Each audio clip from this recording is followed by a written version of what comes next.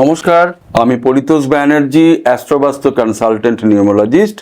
আজকে আমি অঙ্ক জ্যোতিষ বা নিউমোলজি নিয়ে আপনাদের একটা ছোট্ট টিপস দিচ্ছি। আমরা যখন প্রেডিকশন করি তখন দেখি যে অনেকের লসগ্রিড যে হরোস্কোপ, অর্থাৎ আমরা যখন আপনার জন্মছক বানাই তখন দেখা যায় যে আপনার ডেট অফ বার্থ অনুযায়ী 3বার 4বার কারো কারো 5বারও নাম্বার 1 এসে গেছে, অর্থাৎ লসগ্রিডে রিফ্লেক্ট করছে নাম্বার 1। কারো কারো দেখি 3বার, কারো কারো দেখি 4বার, কারো কারো দেখি 5বার 1 চলে এসছে।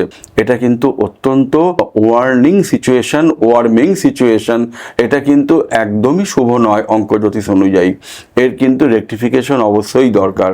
আজকে আমি আপনাদের জন্য দুটো টিপস বলে দিই। যদি আপনাদের লসগ্রিড জানা থাকে, যদি আপনারা হরোস্কোপ পেয়ে থাকেন বা কারো কাছ থেকে অবশ্যই কনসাল্ট করিয়ে থাকেন, তাহলে আপনাদের জন্য বলি যে যাদের 111 অর্থাৎ 3টে 1-এর বেশি বার করে এসছে আপনার লসগ্রিড চার্টে, তাহলে সূর্য প্রণাম করুন।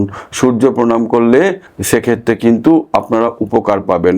দ্বিতীয় কথা হচ্ছে সিলভার পেন অর্থাৎ সিলভার কালারের পেন যদি আপনারা ব্যবহার করেন, অতিরিক্ত পরিমাণেই ব্যবহার করবেন।